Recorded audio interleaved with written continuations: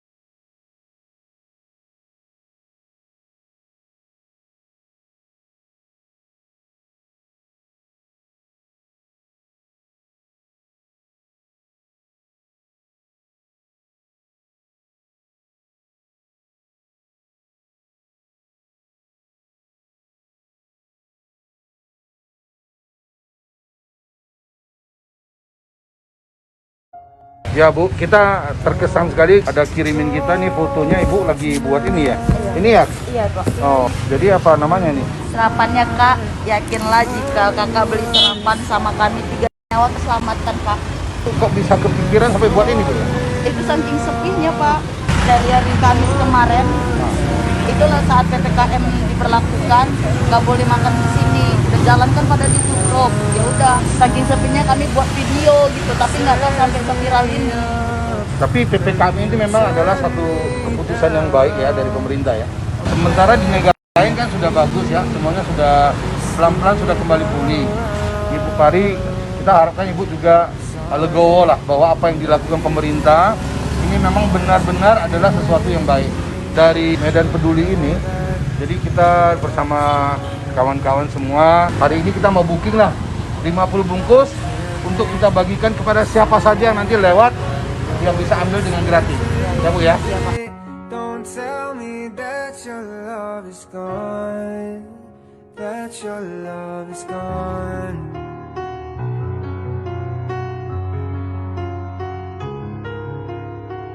Don't tell me that your love is gone, that your love is gone.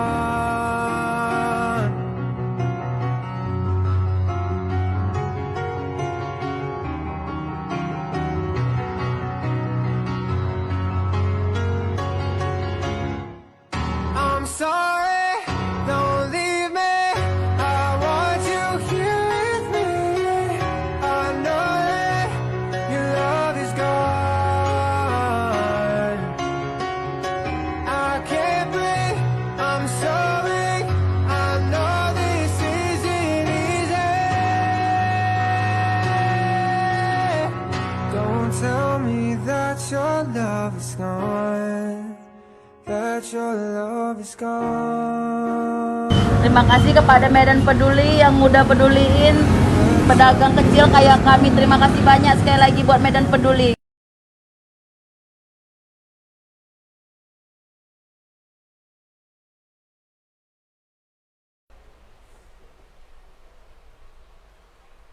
Kebaikan yang diberikan oleh dan untuk orang lain sesungguhnya adalah kebaikan yang kita tanam untuk kita sendiri. Selamat sore Tribuners, sahabat-sahabat terbaik, para donatur dan seluruh relawan yang kami muliakan serta seluruh viewer yang sudah hadir di live IG ataupun Facebook dari Tribun. Jadi hari ini kita kebetulan live di Clubhouse Cemara Kuta dengan suasana yang cukup luar biasa. Di sini kita bisa melihat pemandangan kolam yang sangat menenangkan hati. Tidak seperti hari-hari yang kita lalui dengan berita-berita pandemi, PPKM, pandemi, dan juga PPKM. Nah, kali ini kita akan memulai untuk mewawancara ketiga narasumber yang belakangan ini ataupun 1-2 minggu terakhir viral dengan sebuah gerakan yang sangat luar biasa. Gerakan Warung Medan Peduli. Oke, jadi kali ini sudah hadir ketiga narasumber yang luar biasa. Saya akan perkenalkan satu-satu kenapa saya pegang iPad. Karena saya harus membacakan dari A sampai Z. Untuk narasumber pertama, tentunya seorang aktivis muda yang aktif di berbagai organisasi olahraga, kemasyarakatan, profesi, dan pengusaha. Organisasi yang digabung sampai saat ini dan beliau menjabat sebagai sekjen dari Popsi, sekjen dari Gekira, sekjen HIPMI, sekjen YEC, sekjen Hati Emas, sekjen Nagabonar, wakil sekjen Inti Sumut, wakil ketua Apindo Medan. Luar biasa, boleh dong tepuk tangannya. Mr. Hendy Ong, wes, luar biasa sekali. Terima kasih sudah hadir Bapak Hendy Ong. Dengan hati yang sangat mulia pastinya. Kali ini narasumber kedua juga tidak kalah menarik. Beliau juga merupakan anak kampung yang gemar neriakin sahur di pagi buta. Ketua geng yang tidak pernah berantam dan juga tidak pernah merokok. Direktur yang memecat dirinya sendiri, tetapi tetap bekerja tanpa perlu digaji. Pengusaha yang senang berbagai ilmu plus berbagi rezeki. Manusia dengan misi untuk bisa membantu sepenuh hati. Tentunya ada Bapak Agus yang sudah hadir juga. Terima kasih. Yang terakhir adalah fans dari anak-anak kita semua. Yang biasanya kita sebut K-pop, beliaulah K-pop BTS-nya. Dr. Steven Gutur, tentunya merupakan dokter spesialis anak lulusan Saint Petersburg, Rusia, Chief Training Officer SML1, Presiden Junior Chamber Internasional atau JCI Medan. Thank you. Hadir untuk ketiga narasumber yang luar biasa. Sudah mengundang. Wes, bro, Anda bertiga sudah hadir bersama kami tentunya dengan seluruh viewers. Saya yakin Anda bertiga dengan keadaan pandemi, kalau kita cerita PPKM, pandemi, itu udah pasti terimbas untuk segala segi aspek. Saya yakin, saya juga kena, Bapak mungkin terkena imbasnya juga. Kenapa dengan seluar biasanya efek ini kepada kita setiap manusia, Bapak-bapak bertiga ini masih punya satu kebaikan hati sampai terbentuknya Warung Medan Peduli ini. Boleh salah satu dulu dong kita menjawab dulu. Silakan. Harus. Bro Hendy. Ini Bapak orasi. iya. Jadi setiap goresan sejarah besar selalu dimulai melalui satu langkah kecil. Jadi begitu juga dengan gerakan Medan Peduli atau yang lebih dikenal sebagai gerakan Warung Medan Peduli. Jadi awalnya ini PPKM darurat, keputusan yang harus ditempuh oleh pemerintah, baik pusat maupun daerah maupun di tingkat 2. Nah, PPKM darurat ini seperti dua sisi mata uang. Jadi artinya di satu sisi kita harus menekan jumlah korban-korban daripada orang-orang yang terpapar COVID, tapi di sisi yang satu lagi itu memang akibat yang terjadi karena PPKM darurat ini tentu akan menjadi sebuah kondisi keterpurukan ekonomi, ya, yang kemudian apabila dibiarkan secara terus-menerus mungkin bisa menjadi gejolak sosial. Nah, apabila terjadi gejolak sosial, maka yang akan terdampak daripada pengaruh gejolak sosial itu tentu seluruh lapisan masyarakat. Jadi teman-teman ini, Medan Peduli ini adalah dari teman-teman lintas organisasi, lintas yayasan, lintas semuanya. Jadi artinya gerakan Medan Peduli ini bukan berasal dari satu komunitas. Jadi artinya masing-masing secara spontan bergabung bersama-sama melihat situasi yang tidak baik seperti ini, tercetuslah sebuah ide bagaimana caranya kita memulai sebuah gerakan yang cukup simpel saya kira, tapi bagaimana kita bisa menyentuh langsung kepada masyarakat kecil yang membutuhkan tersebut. Jadi sehingga mungkin dalam waktu 2 minggu terakhir teman-teman Tribus, viewers, saudara-saudara semua dimanapun Anda berada mungkin bisa melihat gerakan-gerakan ini. Dan gerakan ini bukan hanya untuk kami semata. Kami melakukan ini, gerakan Medan Peduli ini sebenarnya tujuan utamanya adalah menciptakan inspirasi. Jadi inspirasi yang sudah kita ciptakan ini kita harapkan bisa menular kemana saja. Jadi artinya yang kita harapkan mungkin seperti saat ini sudah ada Jakarta Peduli, Bandung Peduli, Surabaya Peduli, Batam Peduli. Inspirasi ini kita berharap bisa menyebar dari Sabang sampai Merauke, dari Aceh sampai Papua, sehingga semuanya bisa tertular virus kebaikan. Asik. Luar biasa. Bapak, kapan Bapak mau caleg lagi? Kasih tahu Pak ya, biar kita pilih semua. Namun setelah kita menjalani beberapa minggu terakhir ini, termasuk saya juga termasuk di Warung Medan Peduli pastinya ya. Yang saya belum tahu saat ini adalah, mungkin viewers semuanya juga pengen tahu nih. Tapi sebelumnya sebentar, untuk seluruh viewers yang merasa ada pertanyaan yang pengen ditanya kepada ketiga bapak-bapak ini, boleh tulis di kolom komentar. Jika waktunya sempat, kita akan membacakan satu persatu dan mungkin dijawab oleh salah satu narasumber kita. Oke, kita lanjut. Untuk Bapak Agus sendiri nih, kalau Ya. kita udah cerita gerakan yang masif dan luar biasa dan semuanya serentak itu ikut membantu nih. Tapi kita tidak boleh pungkiri pasti ada histori di belakangnya ini. Ya. Mungkin siapa ya. yang menginisiasi, kenapa bisa muncul gerakan ini dengan luar biasa misalnya. Boleh dong Pak Agus dikasihkan sedikit cerita tentang warung Medan Peduli ini. Oke, halo sahabat Tribuners. Wah, hari ini saya bangga sekali bisa satu frame dengan seorang MC ganteng, MC top Kota Medan. Sampai jumpa. Bro MC Pensu. Wah, ini terima kasih kesempatannya dari Tribun Medan. Mungkin saya bisa bercerita sedikit, flashback sedikit awal mula gerakan Medan Peduli ini. Jadi seperti tadi Bro Hendy sudah berbicara bahwasannya sudah sekitar 3 minggu ini pemerintah menerapkan PPKM darurat. Jadi harus kita akui sebenarnya PPKM darurat ini suatu kebijaksanaan pemerintah yang sangat tepat untuk menekan penyebaran COVID-19. Tetapi di satu sisi pastinya teman-teman pedagang kecil, warung-warung kecil, masyarakat di sekitarnya, masyarakat yang ya bisa bilang ekonominya juga masih ini ya, masih lemah ya. Nah, masih pas-pasan. Itu pastinya mereka pasti akan terimbas oleh kebijakan PPKM ini. Jadi pada saat itu ada beberapa teman kita, Bro Bensu. Iya. Pak Iskandar Leonardi beserta istri, Ibu Imelda Susilo, salah satu senior kita, Pak Herman Tristianto, mereka terasa tergelitik gimana sih caranya supaya bisa ikut peduli gitu ya, ikut peduli. Dan itu minggu tanggal 18 Juli, mereka mengajak beberapa teman yang sebelumnya sudah pernah bergerak di suatu gerakan yang namanya Traktir Satu Teman. Itu ada Bro Junianto Tunggal, Bro Ferry Nilman, Bro Luis Irwanto. Jadi di Kapos Cemara Kuta inilah kita berkumpul, kita coba ngobrol, diskusi, apa sih yang bisa kita lakukan untuk ikut peduli gitu ya.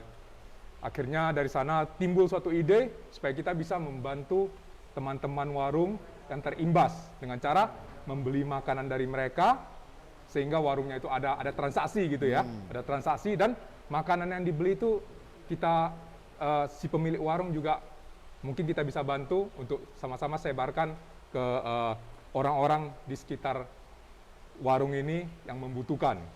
Dan dari situlah muncul ide tersebut dan kita cari nama yang cocok. Setelah beberapa opsi akhirnya kelihatannya nama Medan Peduli, gerakan Medan Peduli ini sangat cocok karena kita mau gerakan ini tidak ada embel organisasi, embel inisiator, milik siapa, tidak ada. Ini adalah milik masyarakat warga Kota Medan, makanya dinamakan Gerakan Medan Peduli. Dan Bro Junianto langsung bergerak untuk membuat akun Instagramnya supaya ini bisa disebarkan gitu ya. Ternyata akun Instagram Medan Peduli ini sudah ada yang pakai, akhirnya dibuatlah nama Warung Medan Peduli. Dan ya ini jodoh juga, jodoh di mana di hari tersebut, di minggu itu, Bro Richard Stanley, ini adalah founder dari K3 Mat, K3 Byte. Beliau beserta keluarganya datang ke Kapos Cemara Kuta ini.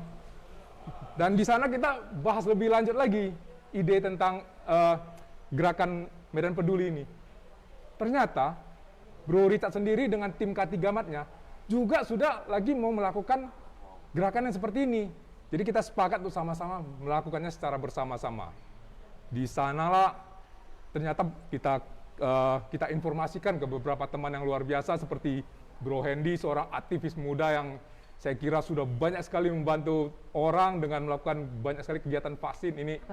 Beliau juga mengatakan, oke, kita bergerak bersama, kita Termasuk salah satunya, Pak. yang diajak oleh Bro Hendy ya. Ada juga dokter muda berhati mulia yang juga merupakan pimpinan dari GCI Medan. Beliau juga mendukung sama-sama ayo kita bergerak. Dan juga ternyata besoknya di tanggal 19 itu timnya K3 Mat duluan yang turun ke lapangan. Mereka turun ke lapangan, mereka bergerak. Begitu bergerak, ini dilihat oleh teman-teman yang lain.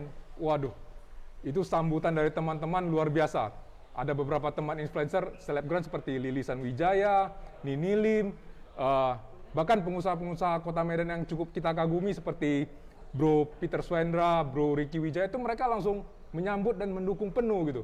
Sehingga gerakan ini akhirnya berkembang dengan sangat pesat dan sangat besar, sangat masif. Dan saya kira ya, ini juga kita sangat bangga sekali lah. Banyak sekali ternyata orang-orang baik di Kota Medan ini. Banyak sekali. Itu donatur-donatur dalam waktu singkat mereka bisa memberikan sokongan, dukungan, dana yang sangat saya kira fantastis sekali.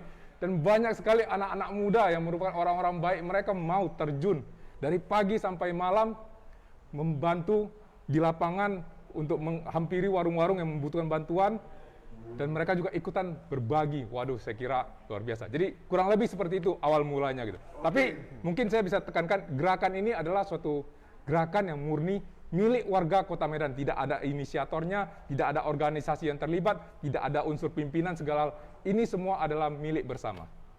Yang luar biasa, Mr. Agus, terima kasih untuk jawaban yang luar biasa sekali. Tapi memang terkadang Tribuners, bahwasanya kebaikan itu tidak perlu mencari siapa sih orangnya sebenarnya. Siapa sih yang memimpin? Siapa pemiliknya? Dan luar biasanya, termasuk salah satu yang Bapak sebut tadi, Bapak Herman Tristianto. Saya tanya ini, Pak, ini ceritanya gimana ini? Kenapa bisa muncul? Siapa yang menginisiasi? Beliau juga bilang, bukan kami.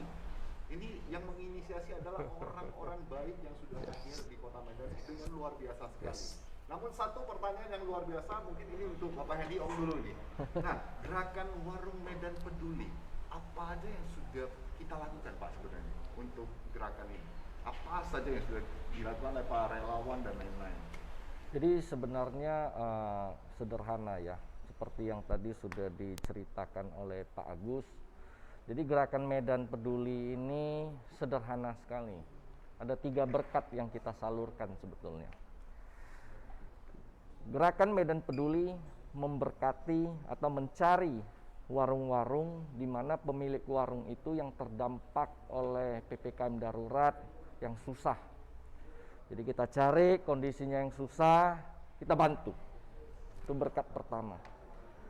Berkat kedua adalah kita mengajak si pemilik warung yang susah ini, setelah kita borong barang dagangannya pada hari tersebut, kita ajak dia bersama-sama membagikan barang dagangan kita itu kepada masyarakat sekitar yang membutuhkan ya, yang membutuhkan. Nah, kemudian misalnya masyarakat yang lewat, kemudian ada gelandangan, ada pengemis, ada tukang becak, pokoknya masyarakat yang berada dalam taraf garis kehidupan yang mungkin sedikit lebih rendah. Nah, itu yang dibantu. Dan yang luar biasanya itu adalah yang ketiga itu, berkat ketiga itu adalah kita semua relawan yang terlibat di dalam gerakan Medan Peduli ini itu menerima sebuah berkat yang luar biasa. Berkat apa itu? Kita menerima berkat syukur dan berkat sukacita. Ini sesuatu yang tidak bisa kita beli dengan materi. Jadi setiap kita turun ke lapangan, kita menemukan sisi-sisi lain yang artinya kadang-kadang belum pernah dilihat oleh relawan selama dia menjalankan kehidupan sehari-harinya. Ternyata masih banyak masyarakat yang susah, ternyata masih banyak masyarakat yang membutuhkan dan lain sebagainya. Jadi artinya kita membawa sebuah dimensi yang berbeda ya. Artinya kita melepaskan status quo kita turun, kita melihat hal-hal yang lain. Dan satu hal lagi yang saya temukan di lapangan, ternyata semua orang itu adalah pahlawan. Semua orang adalah pahlawan. Bahkan si pemilik warung itu yang susah, yang notabene itu kehidupannya itu susah, mereka itu juga pahlawan. Kenapa saya katakan mereka pahlawan? Mereka pahlawan bagi keluarganya. Kita baru 2 minggu, 3 minggu berada di jalanan, berpanas-panas mungkin, ya, bercapek-capek, berletih. Mereka mungkin sudah bertahun-tahun berada di jalanan, dari pagi sampai sore sampai malam. Bahkan kalau omsetnya tidak ada, mereka itu bertahan di tengah jalan itu sampai tengah malam. Bukan hanya menerima terik panas matahari, hujan pun mereka harus hadapi. Untuk apa? Untuk menghidupi keluarganya. Jadi mereka itu pahlawan juga. mereka memberikan kita sebuah pelajaran. Artinya gigihnya perjuangan dalam hidup. Jadi artinya walaupun gerakan Medan Peduli ini cukup sederhana, tapi kita menerima makna yang sangat luas sekali. Oke, terima kasih Bapak Hendy. Kok kayak saya tadi dalam ya, notice Pak, ya? gitu ya kan? Ini baru start loh Pak. Bapak harus sabar dikit Pak. Nah, setelah gerakan kan cukup masif nih. Semuanya sudah bergerak seperti tadi Pak Agus sudah cerita, banyak sekali dari segala sudut manusia di Kota Medan ini sudah ikut turun membantu, kan ceritanya begitu. Yang harus kita ketahui sebenarnya pada dasarnya ada statistiknya Pak Steven, dokter. Mungkin Bapak bisa jelaskan sedikit statistiknya, contohnya donasinya terkumpul berapa, relawannya tersebar di mana saja, gimana sih caranya kita menyebarkan relawan kita. Pastinya kan harus ada strateginya semua ya kan. Kalau kita menuju membantu satu sisi hanya di sini saja ulang-ulang kan sebenarnya mubazir juga.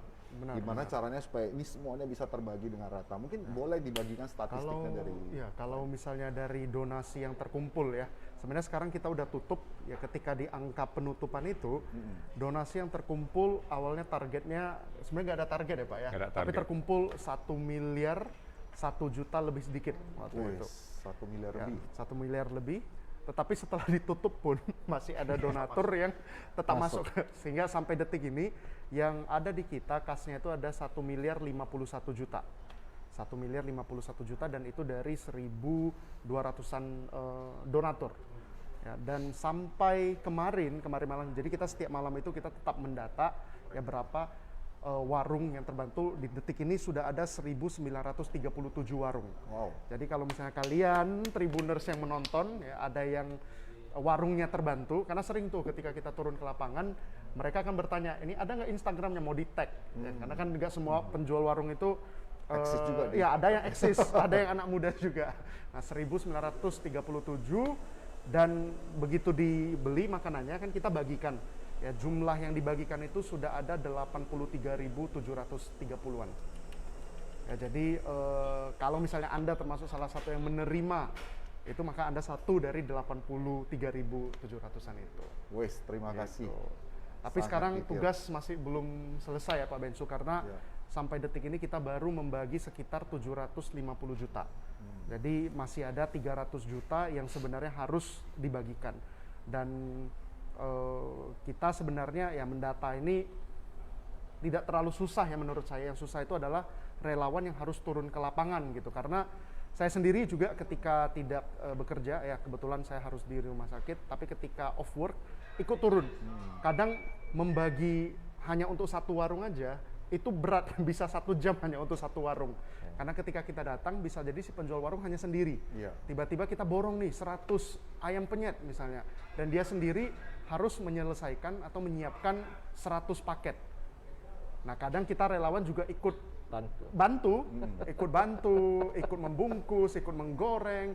Jadi kadang hanya untuk membagi 100 paket aja itu bisa 1 jam, satu warung. Dan sampai detik ini dari tanggal 20 Juli ya kita mendata sudah ada 1920 warung. Jadi nggak bisa dikerjakan hanya 10 orang atau 100 orang. Ya, melibatkan ribuan relawan-relawan di Kota Medan. Dan yang menurut saya luar biasanya adalah relawan ini tidak bisa dengan gampang turun ke lapangan karena mereka tetap harus memakai masker. Benar. Bahkan Menjaga ada yang protokol ya kesehatan. ada yang 2 lapis, ada yang 2 lapis N95 yang menurut saya bernafas saja sangat susah. Ya, dan mereka harus turun ke lapangan. Selain mereka ikut membungkus ya, biasanya mungkin mereka pekerja kantoran yang sekarang PPKM harus ikut goreng, kemudian harus mengedukasi pemilik warung untuk memakai masker dan membagikan. Jadi itu bukan kerja yang gampang. Iya.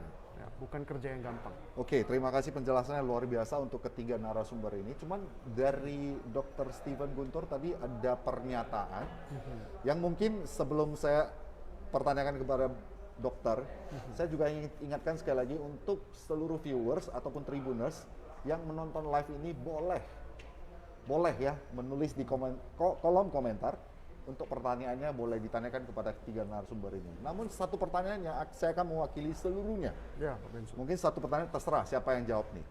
Tadi katanya stop, Pak. Ya. Setelah 1M ini stop dananya.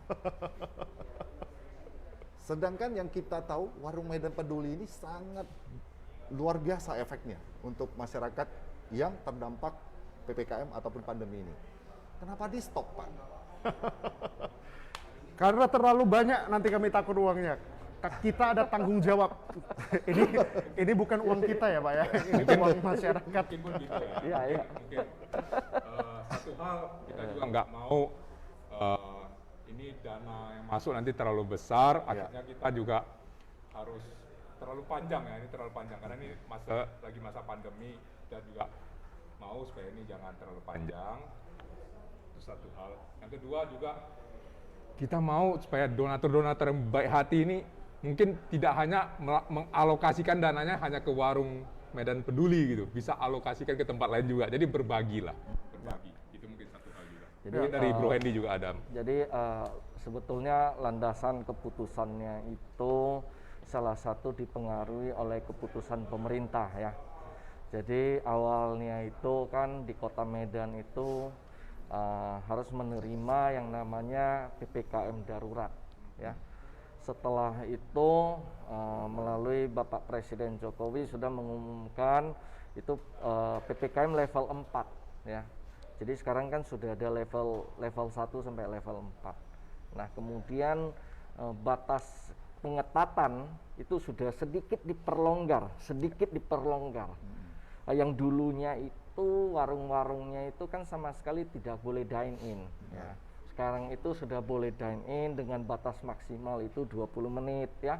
Itu sampai jam tertentu, sampai jam 8 malam. Nah, kemudian karena ada sedikit pelonggaran sehingga kami melihat juga artinya warung-warung ini tentu tingkat ekonominya itu sudah bisa terdongkrak sedikit. Nah, jadi sehingga gerakan Warung Medan Peduli ini kami putuskan untuk sudah cukup donasinya sehingga nanti ya angka-angka donasi yang terkumpul di dalam rekeningnya Medan Peduli ini bisa tersalurkan dengan baik. Jadi concern kami itu bukan hanya di operasionalnya, tapi bahkan sampai di sisi administrasinya. Jadi tidak boleh 1 sen pun dana donasi yang masuk ke Medan Peduli itu tidak baik atau tidak tepat penyalurannya. Atau Jadi mengendap lah ya. Ya, itu concern kami yang sangat prioritas. Nah, seperti itu saya kira. Dan memang sebenarnya kan awalnya memang untuk membantu pedagang selama PPKM ya. Benar. Ya, pas PPKM. Cuman setelah 2 minggu kalau di dunia kedokteran, setelah PPKM itu efeknya itu baru terlihat 2 minggu setelahnya. Nah, tetapi dari PPKM yang pertama dilakukan, ternyata kurvanya nggak turun tuh, Ya, malah makin naik. Bahkan minggu lalu aja untuk kejadian hanya anak yang terserang COVID itu 600-an orang. Dan kurvanya itu masih naik. Jadi yang artinya kalau misalnya kurvanya ini tidak turun, menurut saya akan sangat berat bagi pemerintah untuk menghentikan PPKM. Karena tujuan kita adalah menyelamatkan agar jangan sampai ada orang yang terkena COVID. Nah, itu sebenarnya tujuan PPKM. Tapi balik lagi ya, ada keluarga yang memang seperti kata Pak Richard, kerja hari ini untuk makan hari ini. Kalau hari ini dia tidak keluar, yang nggak makan gitu loh. Jadi di sanalah Warung Medan Peduli ini masuk. Karena kejadian ya Pak Hendy, Pak Agus ketika di lapangan, ketika ada satu pedagang pemilik warung yang mendapatkan 500.000 aja, itu benar-benar pendapatan dia selama 2 minggu. Jadi selama ini pendapatan untuk mencari 50.000 sehari aja sangat susah. Gitu. Jadi untuk beberapa warung itu sangat terasa, sangat membantu, dan mungkin banyak di antara kita itu yang hanya bekerja untuk makan. Tapi ada yang punya kredit gitu loh. Jadi dia harus membayar kredit. Kalau kredit rumahnya nggak dibayar, dia diusir dari kontrakannya. Sementara PPKM ini udah jalan 3 minggu gitu. Kalau misalnya nggak ada pemasukan, gimana cara dia bayar kontrakan rumah tadi? Bahkan sampai hari ini masih berlanjut ya PPKM. Benar, dan bisa saja terus berlanjut kalau misalnya kurva kejadiannya nggak Belum turun. turun. Itu dia. Oke, jadi kesimpulan yang saya boleh ambil adalah memang dana dari donatur itu kita stop, Ya. namun gerakannya tidak berhenti, benar Pak? Benar, sampai masih sekarang tetap berjalan, ya, kita ngobrol di sini masih ada relawan yang membagi. Itu yang penting. Iya. Jangan Ya. yang luar biasa ini di stop, Pak. Ya. Jadi Kalau di stop aku juga takut sebenarnya. jadi sampai detik ini benar kata Dr. Steven ini relawan masih jalan terus. Nah kemudian mungkin gerakan Medan Peduli ini akan jalan sampai saldonya 0. Ya. Setelah saldonya 0, kami mungkin akan keluar ya memberikan inspirasi-inspirasi untuk organisasi lain. Ya, karena di Medan, di Sumatera Utara, di Indonesia itu banyak sekali organisasi. Ya, banyak organisasi sosial, kemasyarakatan dan lain-lain. Saya kira kita harus dorong. Karena gerakan ini tidak akan bisa besar. Ya, sebuah kebaikan itu tidak akan bisa besar kalau hanya dilakukan oleh segelintir orang atau sekelompok orang. Tapi kalau misalnya semuanya ramai-ramai melakukan sebuah kebaikan, maka kebaikan itu seperti bola salju, dia akan semakin besar, semakin besar, semakin besar.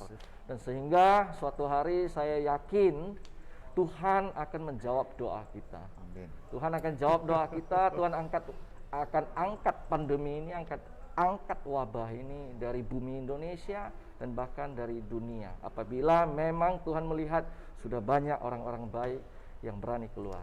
Oke, luar biasa sekali ini, luar biasa. Tapi serius loh Pak Bensu, soalnya ketika relawan ini ya, ketika saya bertemu dengan mereka turun membagikan, mungkin fisik capek ya karena turun ke lapangan, tapi mentalnya itu sangat sehat sekali.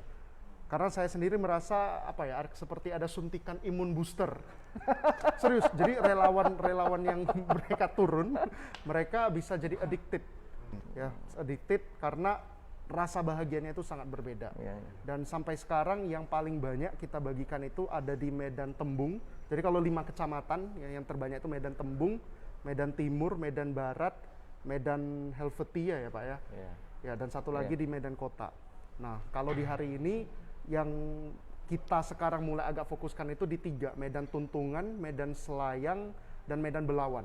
Karena memang di utara. awal-awal ya Labuan dan kejadian Delhi, ya. relawannya masih sedikit ya, tapi sekarang mulai ya, sisa 300 juta ini mungkin kita akan lebih fokuskan kepada warung-warung yang ada di sana. Ya. Tapi jangkauan kita itu sebetulnya sudah sampai 21 kecamatan Yap. ya di Kota Medan. Nah, cuman mungkin porsinya belum terlalu merata ya, masih ada yang tinggi, ada yang rendah. Nah, kemudian kami ingin ciptakan sedikit pemerataan. Jadi saya juga penasaran sebenarnya untuk Bapak bertiga ini. Dari Pak Hendy sendiri menjabat banyak sekali organisasi ataupun apa namanya itu. Ini orang sibuk ini. Banyak sekali. Oh, luar biasa kalau Bro Hendy ini. Dengan Bro Agus tetap bertahan di travel dan juga digital marketing. Iya. Dan Bro udah pasti 2 hari lagi mau terbang Palembang. Kadang-kadang di telepon tuh susah angkat Bro. Di WhatsApp nggak pernah baca. Bayangkan. Kenapa dengan kepadatan yang luar biasa ini? Itu gimana sih bagi waktunya sampai bisa sampai turun ke lapangan dan lain-lain ini? Kenapa Bro sebenarnya? Bagus tuh. Pada dasarnya kan kalau udah sibuk kan ceritanya gini kayak saya lah nih. Oh pas nggak ada MC ya udah saya bantuin. Pas lagi sibuk ini gimana caranya gitu loh. Apalagi yang 2 hari lagi udah mau hengkang dari Medan ya. Kalau saya sederhana, ketika kita punya niat ya, ada hati untuk membantu, Tuhan itu kasih 1 hari 24 jam. Masa kita cari 1 jam aja susah sih. Yang penting kalau dari saya niat, asal diniatkan walaupun setengah jam aja pasti terasa. Ya makanya saya mungkin di tim ini membantu di pendataan karena setelah tengah malam biasa saya bekerja, pulang dari lab, dari klinik, ya udah saya lihat data dari relawan, kalau ada yang belum input saya kontak. Ya karena memang saat ini itulah porsi yang bisa saya bantu di dalam gerakan ini. Kalau turun ke lapangan mungkin agak sedikit susah karena jumlah pasien juga melonjak kan. Tapi yang saya yakin kalau punya niat untuk membantu, waktu itu pasti ada. I see. Untuk Bagus sendiri? Kalau saya sendiri, saya merasa gini, Bro Bensu. Saya hidup sampai usia 40 tahun lebih ini. Setiap kali bisa melihat teman-teman itu tersenyum, itu membuat diri saya bahagia sekali. Ya? Bahagia sekali. Jadi sekarang ini saya dapat kesempatan ada teman-teman yang ngajak untuk sama-sama bergerak, di mana pada saat kita bergerak itu membantu teman-teman warung ini membagikan makanan ini, kita bisa melihat banyak sekali teman-teman yang tersenyum, yang bahagia. Otomatis diri saya kan pasti ikut bahagia ya. Jadi itu yang kita cari dalam kehidupan ini kan. Kita bisa bahagia. Jadi otomatis saya pasti harus luangkan waktu saya sesibuk apapun untuk bisa melihat teman-teman tersenyum, saya menjadi bahagia. Jadi itu salah satu hal yang membuat saya begitu terdorong untuk sama-sama bergerak dengan Bro Hendy, dengan Dr. Stephen, dengan Bro Bensu juga. Sama-sama kita bergerak di gerakan Medan Peduli ini, supaya sama-sama kita bisa melihat orang tersenyum, sama-sama kita juga bisa merasakan kebahagiaan tersebut. Tapi sebab Pak Agus ini berseberangan jauh ya kan, yang profilnya sebagai kepala preman ya kan. Muka aja preman, hati Hello Kitty. Brody, ayo silakan. Ya kan? Sebelum kita Jadi menutup sesi ini, saya cerita sedikit ya. Saya gabung di gerakan Medan Peduli itu hari kedua, hari Selasa. Seninnya itu kan Bro Richard Stanley itu sudah jalan, sudah turun di lapangan. Jadi waktu itu saya di rumah sakit waktu itu, Bro Bensu. Saya bapak saya lagi opname di rumah sakit. Nah kebetulan saya lagi jaga papa saya. Nah, karena di rumah sakit saya manfaatkan waktu luang saya, memang banyak juga kegiatan, tapi saya kontrolnya ya dari handphone ya. Nah kemudian saya melihat ada postingan dari Richard, dan saya merasa ada panggilan Tuhan pada saat itu. pas di rumah sakit Ada panggilan, kamu harus ikut, kamu harus bantu. Saya langsung telepon Richard, saya bilang, bro, apa ini? Beliau cerita. Kemudian saya katakan, saya harus bantu. Kalau kamu tidak izinkan saya bantu, saya marah. Jadi, pokoknya saya mau menjabat ini. artinya bukan jabatan. Iya, Karena iya, di iya, Medan iya, Peduli iya, nggak iya. ada jabatan. Iya, iya, Kalau iya, nggak ada jabatan, Betul. Ya jabatan general. nggak ada Bro. jabatan. Jadi saya bilang saya harus bantu. Kalau nggak diizinkan saya marah. Saya bilang. Jadi makanya begitu di hari kedua, hari ketiga itu saya sudah ikut ya. Jadi yang pertama itu memang panggilan ya, panggilan yang begitu kuat. Saya kira itu saya harus lakukan. Nah kemudian saya kira di dalam kehidupan manusia ya, saya kira kita harus meninggalkan cerita yang membekas untuk anak cucu kita. Suatu hari kita akan cerita dengan mereka bahwasannya di Medan pernah lahir sebuah gerakan namanya Gerakan Medan Peduli. Nah, di mana orang tua kalian itu juga ikut peserta di dalam, terlibat di dalam, ya kan, ikut menyebarkan virus-virus kebaikan dan lain sebagainya. Sehingga cerita-cerita ini nanti bisa turun ke anak cucu kita, dan kita harapkan anak-anak cucu kita itu juga bisa ikut menularkan virus-virus kebaikan dari untuk zaman-zamannya nanti. Saya kira ini hal yang sangat saya concern sekali. Ya, jadi inspiring sekali ya Pak Hendy, karena di awal kita mungkin targetnya mungkin 500 juta waktu itu. Iya. Ya kan, tapi 100 kemudian juta, 100 juta. Tapi kemudian ketika makin banyak sampai keluarlah ada satu janji waktu itu, Pak Herman tahu tentang ini. Janji bahwa Bro Hendy akan TikTok ya, kalau 1 main miliar. TikTok sama, Ini harus diwujudkan hari ini ya. sama Tante Lilisan. Harus diwujudkan Belum, hari ini. belum, Sampai nanti 1 di miliar. acara penutupan. Ya, sampai Ini. 1 miliar, dan ternyata benar tembus 1 miliar. Wih. Itu setiap malam ya kami dari tim saya dengan ada Bro Joni ya, ada Bu Amanda, tiap malam kami selalu follow up tuh. Udah berapa. Dan donasinya itu memang ketika masuk itu seperti quick count ya. Quick count pemilu, bertambah terus. Sampai ketika 1M ketika kita laporkan, wih teman-teman ini udah 1M, yang lain semua, stop dulu, PPKM-nya udah mau habis. Cuman saya nggak kasih tahu, karena kalau misalnya kita di dunia kesehatan, saya rasa PPKM ini nggak akan selesai. bakal Ya. berhenti. Jadi saya bilang lanjut aja dulu ya, kita biar bagikan. Berarti maksud Bro rela lembur demi teman masuk TikTok gitu ya. Benar. Iya, benar. Karena kalau nari sendiri ya biasa ya, ini bareng dengan Tante Lilisan. Tante Nggak- Tank Top nggak ya. gampang jadi, gitu. Jadi tunggu tanggal mainnya. Ini teman-teman Tribuners pasti nunggu kalau yang Kita itu tagih ini. janjinya. Harus Nah, untuk Tribuners tentunya kita sudah mencapai waktu sekitar setengah jam lebih. Boleh mungkin ada pertanyaan yang tersaring, mungkin ada nggak dari Tribuners? Jika ada, kita boleh bertanya untuk ketiga narasumber. Jika tidak ada, kita akan melanjutkan sesi selanjutnya. Namun, setelah menyaksikan sebuah video gerakan dari Warung Medan Peduli. Stay tune guys. Kalau nanti mama tua, biar kami yang rawat.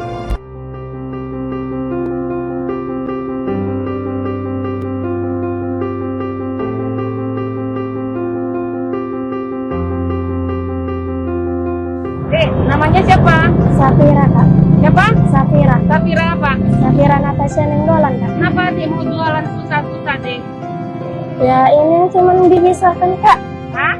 Ini cuma yang bisa jualan. Cita-citanya jadi apa? Dokter, Kak. Jadi dokter. Kenapa mau jadi dokter?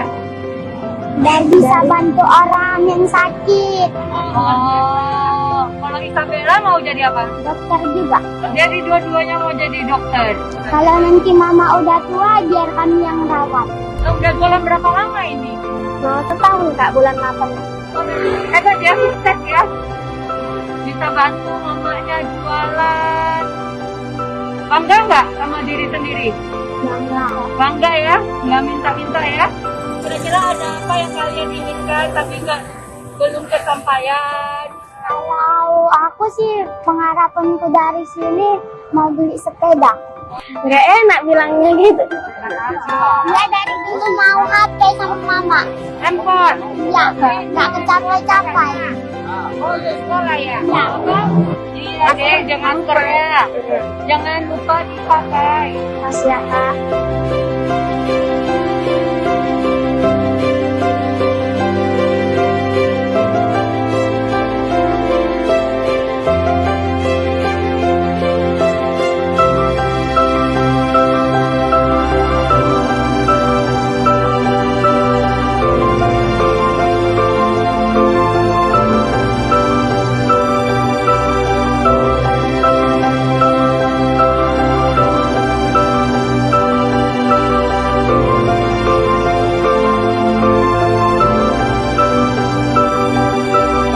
Medan Peduli! Yeay!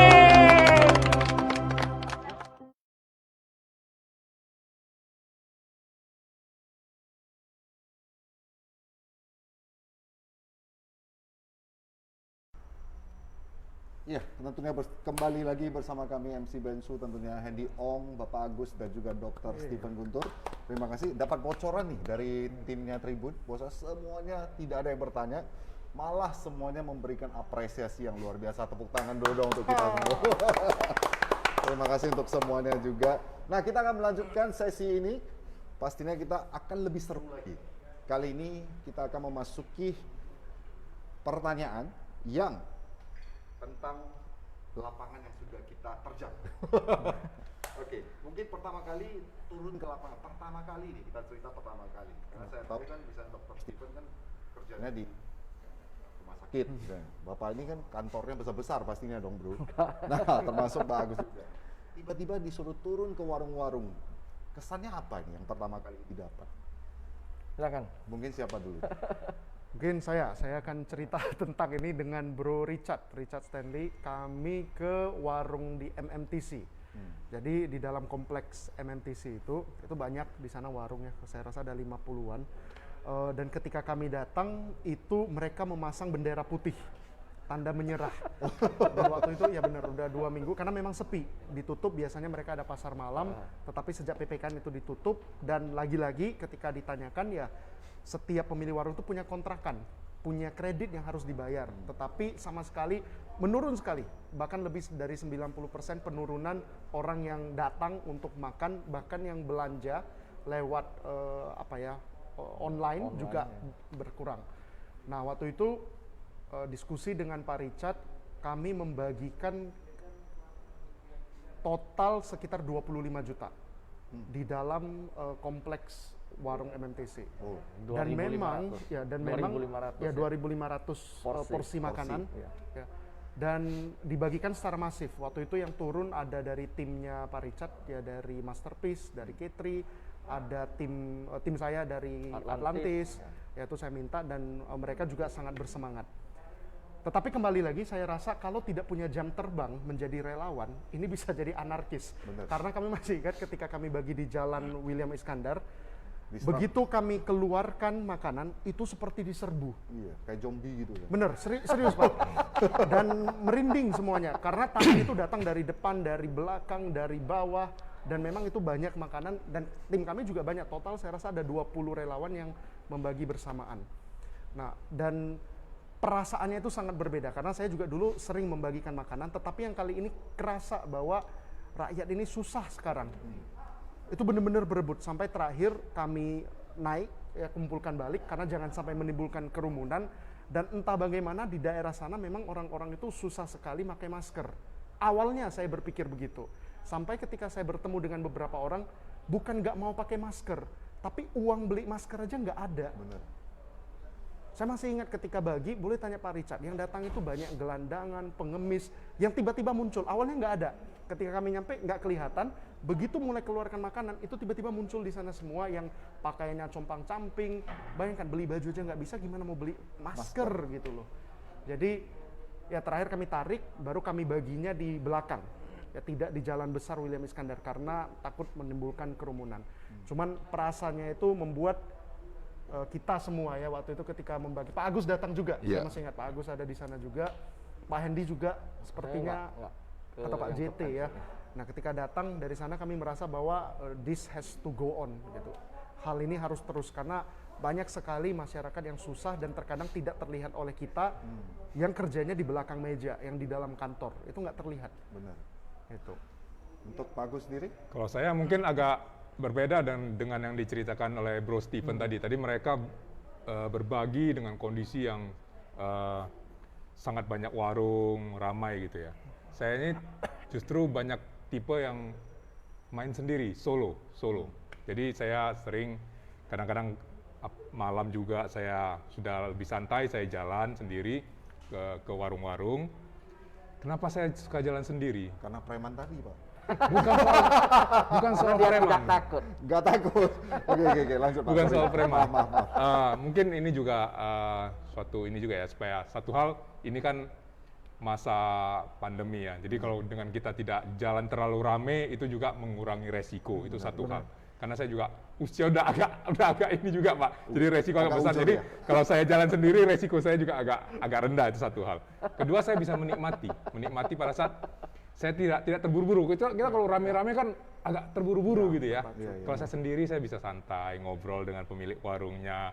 Terus pada saat dia berbagi kan, juga saya biasanya saya serahkan sepenuhnya. Jadi si pemilik warung, ada beberapa kejadian, ibu-ibunya sudah tua sekali, akhirnya dia sendiri yang menyiapkan makanannya, terus dia berbagi. Saya lihat dia begitu bahagia, karena dia selama ini mungkin banyak mendapatkan bantuan.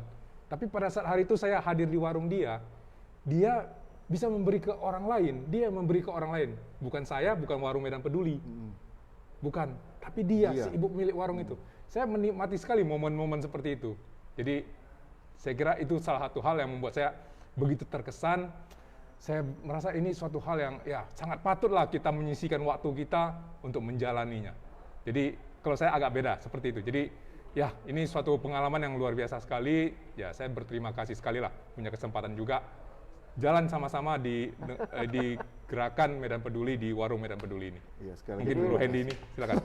Itu pengalamannya itu nggak bisa dibeli dan dinilai dengan materi ya. Wah, setuju.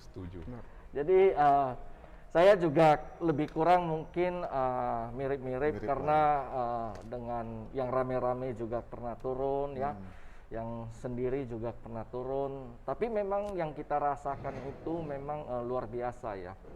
Begitu kita turun, kita biasanya itu kan borong habis. Tapi begitu kita tanya ya kepada pemilik warung, berapa sih jumlah daganganmu? Kita mau beli semua. 10 dia bilang. Habis itu nilainya cuma goceng kan. 10 kali 10.000, 100.000. Itu omset loh. Kalau terjual semua. Kalau tidak terjual semua, berapa yang dia bawa pulang? Kita katakan saja kalau terjual semua 100.000. Untungnya berapa sih? Dari 100.000 mungkin 20%, 30%. Paling banyak lah, saya kira 30% itu udah jago sekali ya. Berarti 100.000 itu 30% itu 30.000 yang dia bawa pulang.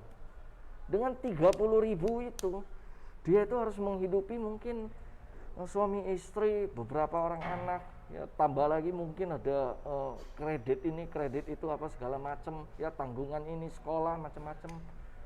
Saya kira itu, wah, saya tidak mengerti bagaimana itu. Jadi memang hal-hal seperti itu yang saya kira membuat saya itu sangat tersentuh ya, sangat tersentuh. Dan memang saya kira pemerintah juga harus punya peran di sini ya. Karena bagaimana juga jangkauan pemerintah itu bisa lebih luas ya. Nah, kemudian memang concern pemerintah, kita harapkan memang pemerintah saat ini sudah bagus karena ada pandemi ini saja sedikit goncangan. Namun memang masih banyak juga masyarakat kita yang masih hidup di bawah garis kemiskinan seperti itu. Jadi memang gerakan Medan Peduli ini kami harapkan ya, Bapak Ibu semua yang nonton atau yang tidak nonton, yang nonton online, yang nonton offline, nanti yang nonton rekamannya itu, semuanya saya ajak bergeraklah, kita bergerak. Di luaran masih banyak saudara-saudara kita yang masih membutuhkan ya. Jadi mungkin kalau kita sisihkan sedikit saja, kita bantu, itu artinya, itu rasanya artinya itu sudah sangat luar biasa, sudah sangat besar buat mereka semua. Jadi saya kira virus kebaikan ini, sekali lagi saya katakan, harus tetap ditularkan setiap saat. Oke. Dan saya yakin semua orang yang bergerak, relawan-relawan yang sedang bergerak pun, ataupun yang semalam, 2 hari yang lalu, ataupun bakal bergerak ke depannya, itu mempunyai hal yang sama, kesan yang luar biasa seperti Anda bertiga. Namun sebelum kita melanjutkan, saya ada satu pertanyaan nih sebenarnya. Dari pertama kali kan saya melihat gerakan ini nih, di Instagram, di sosial media, saya melihat terus. Saya juga tergerak sebenarnya. Ini wajib nih. Gimana caranya kita bergabung ke dalam supaya kita bisa ikut membantu. Namun ada satu pertanyaan dari saya pribadi pada saat itu. Saya berpikir, virus kebaikan yang Bapak sebutkan tadi itu memang tidak bisa dibendung sebenarnya.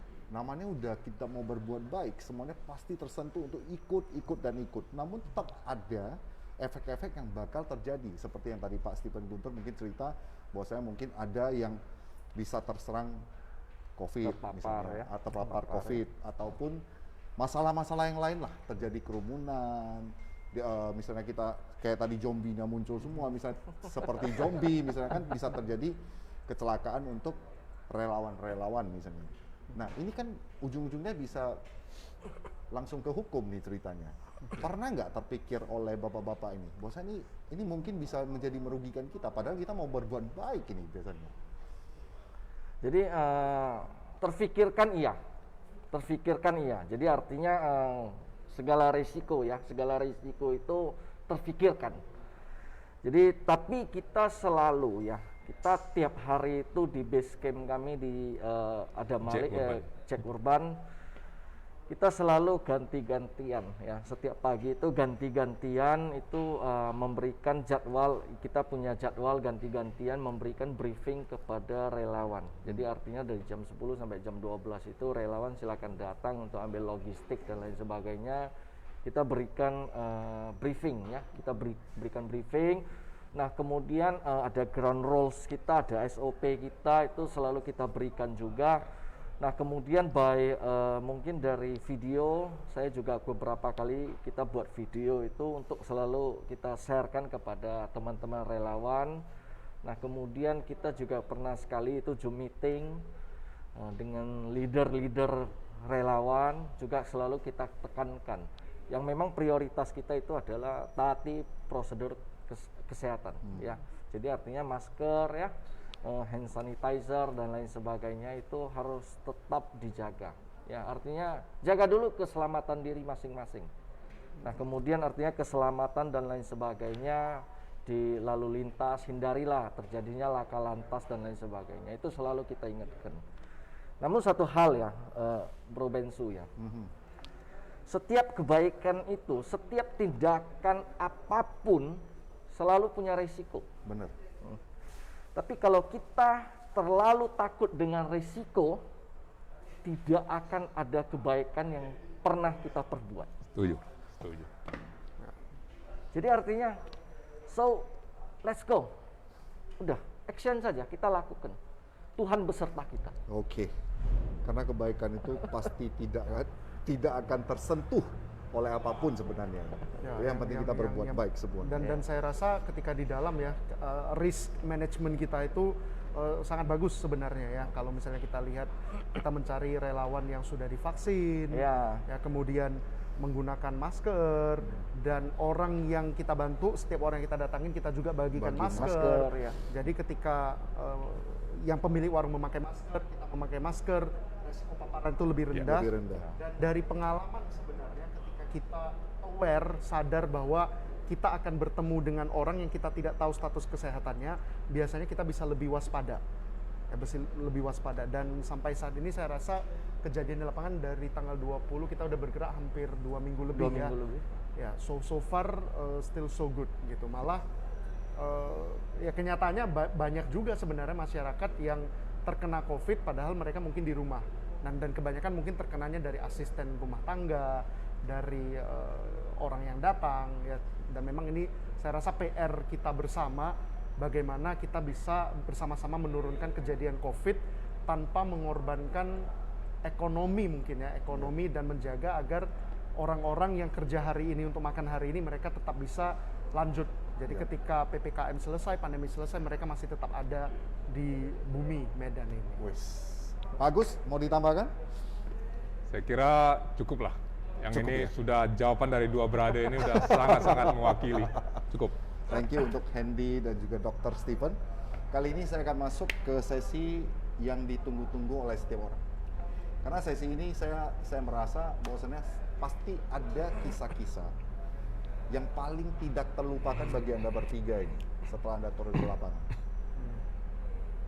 Boleh diceritakan mungkin dari siapa? Mungkin saya cerita dulu tadi, karena kebetulan mungkin tadi ada ditayangkan juga ya. Cerita tentang anak penjual tebu, Bella dan Safira. Jadi ini bermula dari tim Karina. Tim Karina ini anak dari senior kita, Pak Herman Tristianto. Mereka bergerak di lapangan, ketemu dua anak kecil yang mereka berjualan tebu di ini, Jalan Gatot Subroto depan Kodam sana. Jadi mereka merasa, wah ini luar biasa sekali. Dua anak wanita masih sangat kecil berjualan tanpa ditemani orang tua. Dan ini mereka samperin, mereka beli dagangannya, bagikan, dan diposting. Jadi video foto yang waktu mereka samperin si Bella dan Safira ini diposting di grup. Kita ada grup WhatsApp untuk relawan gitu ya. Dan ternyata ini membawa suatu rasa simpati terhadap banyak sekali teman-teman. Bahkan ada beberapa teman influencer selebgram seperti Lilisan Wijayani, Nilim, bahkan pengusaha yang kita kagumi, Ko Peter Suhendra, sangat gimana tergugah, tersentuh, sehingga mereka akhirnya besoknya turun ke lapangan langsung mengunjungi dua anak penjual tebu ini, si Bella dan Safira nih. Mereka datangi bahkan sampai ke rumahnya. Itu rumahnya betulnya cukup jauh dari lokasi mereka jualan tebu. Tapi mereka sama-sama sampai ke rumah si Bella dan Safira ini, yang masuk ke kemarin Bro Stephen nggak ikut ya? Masuk ke ini ya, rel kereta api itu nggak bisa masuk mobil, nggak bisa. Mereka jalan cukup jauh sampai ke rumahnya cukup memprihatinkan. Orang tuanya juga dengan kondisi yang kurang sehat. Tapi dua anak ini mereka berjuang untuk supaya bisa membantu orang tuanya. Waduh, itu saya kira suatu contoh juga ya bagi kita semua, terutama orang-orang yang kondisinya sehat, punya kemampuan. Kalau kita tidak berjuang, rasanya betul-betul kita ini kalah sekali ya, dibandingkan dua anak kecil ini yang wanita, tapi masih sangat kecil, tapi mereka mau berjuang untuk membantu orang tuanya. Jadi saya kira ini suatu hal yang patut kita teladani lah. Jadi mereka jualan apa tadi? Jualan air tebu. Air tebu, sorry. Jadi itu ya saya kira salah satu cerita yang cukup berkesan selama kita bergerak di Gerakan Medan Peduli ini. Jadi banyak sekali kisah-kisah menarik ya di lapangan itu. Tapi saya ingin tambahkan sedikit tentang cerita Bella ini. Ini cerita Bella ini bapaknya sudah meninggal.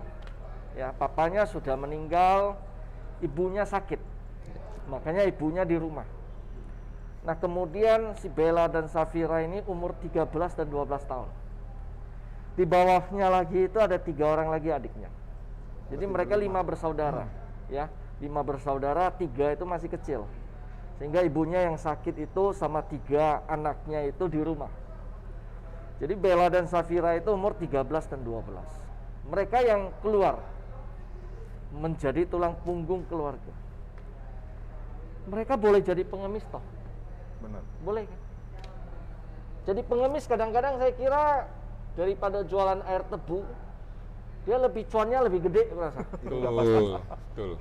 Ya, Betul. dia sekali minta 2.000, kadang-kadang ketemu misalnya naik mobil kesian nampak anak-anak begitu 5.000 gitu, ya kan? Tapi dia jual air tebu itu 3.000 perak, 3.000 perak loh satu bungkus. Kadang-kadang kita tanya dia, berapa per hari? Ini kita masih sering keep kontak dengan dia. 7 satu hari, 7 bungkus. 21.000 untuk 6 orang. Untuk 6 orang.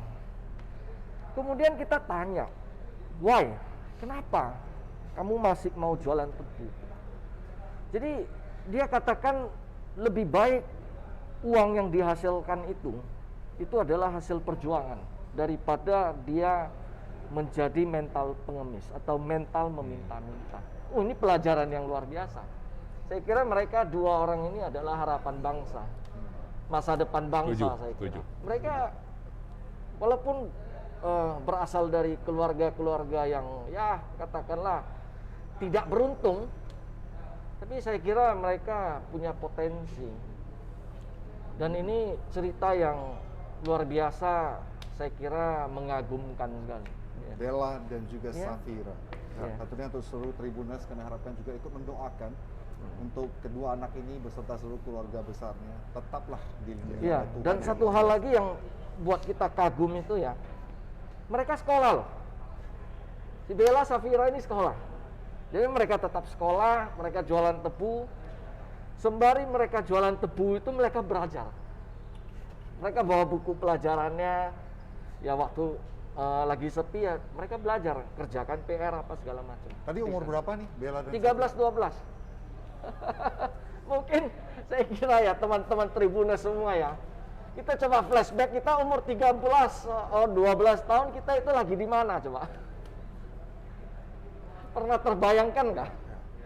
Ini luar biasa ini. Ini bukan luar biasa lagi. Masih ada Anak-anak cerita perempuan begitu ya. anak Perempuan, ya Bella dan 2 Safira orang. perempuan.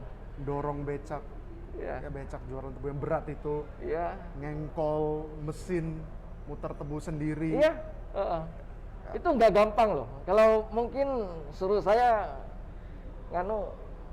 memasukkan tebu itu ke dalam mesin itu, saya kira saya nggak mahir lah. Iya. Tapi memang sebenarnya manusia itu diciptakan Tuhan itu luar biasa sebenarnya. Mereka tetap bisa beradaptasi dan semoga kedua anak yang luar biasa ini diberkati lah ya. Iya. Iya, iya. Amin. Semoga seluruh Tribuners yang mungkin pengen membantu kedua anak ini boleh menuju untuk beli Iya, air tebunya. Ya itu yang paling penting sih sebenarnya. iya. Next untuk Dr. Steven nih. Oh, kalau saya pengalaman yang paling berkesan itu di Sungai Deli. Jadi di TPA itu di tempat pemakaman umum, di TPU ya, itu di Jalan Brigjen Katamso. Kami masuk ke dalam karena memang mereka tuh tinggalnya di samping di bantaran Sungai Deli yang kemarin ketika banjir itu habis semua. Yang mereka harus naik dan sekarang mereka turun balik menata ulang tempat tinggal mereka. Ketika kami ke sana itu ada warung, ya warung bakso dan yang sangat mengharukan adalah melihat anak-anak itu ketika kan kita borong baksonya habis untuk dibagikan. Nah, karena itu di dalam, otomatis yang dibagikan adalah anak-anak di Sungai Deli. Dan waktu itu si abang tukang bakso itu mangkoknya nggak cukup. Nah, ketika melihat semua anak-anak, tuh ada ratusan, gue rasa anak-anaknya turun bawah cari mangkok untuk ngambil semangkok bakso, kangen dengan masa kecil. Itu yang menurut saya sangat touching, yang ngelihat anak-anak ini berbaris nunggu antrian untuk dapetin bakso. Dan si abang ini juga shock, biasanya dia harus kerja dari pagi, dari subuh sampai tengah malam untuk dapetin uang. Nah, tiba-tiba ada yang datang ya dari teman-teman Warung Medan Peduli, dia bisa habis dagangannya gitu. Dan anak-anak di sana juga menikmati. Itu yang buat saya sangat apa ya, Sunday worth spending. Luar Tapi biasa. memang terkadang luar biasa. setelah ada Warung Medan Peduli ini, kita bisa lebih dan lebih bersyukur sebenarnya. Iya. Nah, melihat ada Iya. kehidupan lain yang selama ini Tidak kita merasa terlihat. hidup kita itu susah. Bener. Kayak PPKM dibatasi, ya bisnis mungkin menurun. Iya. Tapi sebenarnya di sekitar kita masih banyak orang yang jauh lebih susah dari kita. Iya. Ya, sampai kemarin Bu Nuke dari Bandung, ya, dia dosen. Timnya itu dari tim kampus dia, mahasiswa dia di WDI. Politeknik Wilmar ya, mereka turun. Dia baru selesai sembuh dari COVID, ikut turun. Ya karena memang ya ada hal-hal kecil seperti itu yang menjadikan kita itu manusia yang lebih baik. Ya harus bersyukur bahwa di tengah masalah apapun kehidupan kita itu masih enak, masih punya pekerjaan, masih bisa berbagi. Ya, Ya, luar biasa. ini kisah-kisah yang mungkin didapat oleh semua orang lah ya yang Iya. turun ke lapangan ini sebenarnya. Relawan-relawan yang luar biasa. Namun sebenarnya yang menarik bukan ceritanya sebenarnya. Setelah kita turun, kita rasakan, itulah sebenarnya. Untuk Iya. teman-teman yang mungkin berhati baik, mungkin masih takut, masih bingung, mau gimana caranya, mungkin boleh ikut dengan kita bareng-bareng ya. Untuk Iya. membantu seluruh lapisan masyarakat yang terdampak COVID. Masih ada mungkin kisah menarik dari Bro Hendy? Udah, cukup. Sebenarnya saya kira. ada beberapa kisah Ada lagi beberapa ya, yang kisah. cukup Pastinya ini loh, cukup menarik. Cuman ini mungkin harusnya kita undang orangnya langsung untuk bercerita yang mengalami seperti di awal di hari pertama itu. Rakes. Ada Rakes ini kan cukup viral ya. Nah itu tim K3 Mat, Bro Richard mereka berkunjung ke sana dan itu banyak sekali kisah-kisah yang menarik Ada juga. warung Tami. Ya. Jadi Ada untuk- ibu penjual Jalan Katamso. Iya. Tentunya untuk Tribuners dan seluruh tim dari Tribun, kami harapkan masih ada setelah ini sesi-sesi selanjutnya mungkin yang akan menampilkan kedua anak itu juga boleh mungkin. Yang Tadi diceritakan. sudah ditampilkan saya Oh kira. sudah, maksudnya dihadirkan Iya, kemarin. mungkin kedepannya bisa ya. Mungkin boleh.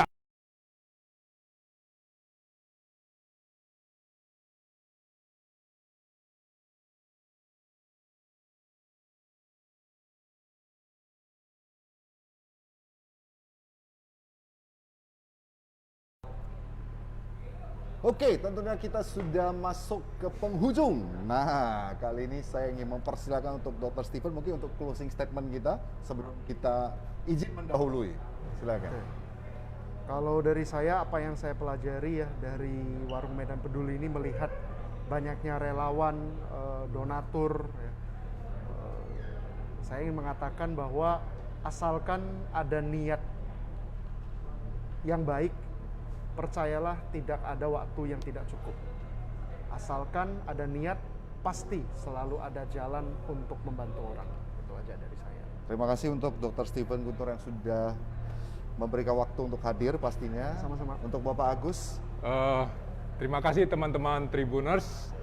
Saya kira salah satu misi awal juga ya dari Gerakan Medan Peduli ini sebenarnya adalah supaya teman-teman yang lain, organisasi-organisasi yang lain, teman-teman di kota-kota yang lain, kalau bisa sama-sama terinspirasi untuk melakukan suatu gerakan kepedulian.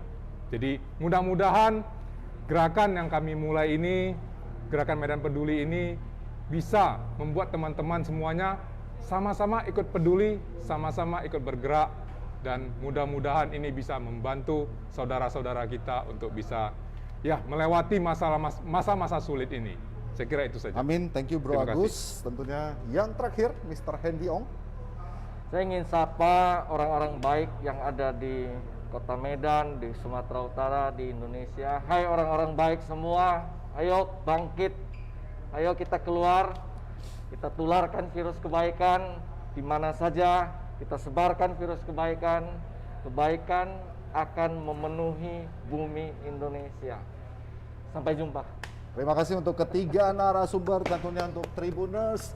Kisah menarik tentunya sangat banyak sekali. Untuk tahu kisah menarik selanjutnya, silakan bergabung dengan kami di Warung Medan Peduli, ataupun Anda di kota-kota lain mungkin boleh menjiplak ataupun copy paste gerakan-gerakan seperti ini untuk membantu sesamanya. Dan yang terakhir tentunya Tribuners dan seluruh sahabat yang baik hati dan yang mulia, tentunya perjalanan hidup yang indah adalah kita mampu berbagi, bukan menikmatinya sendiri. Saya MC Bensu, tentunya sampai jumpa. Bye-bye.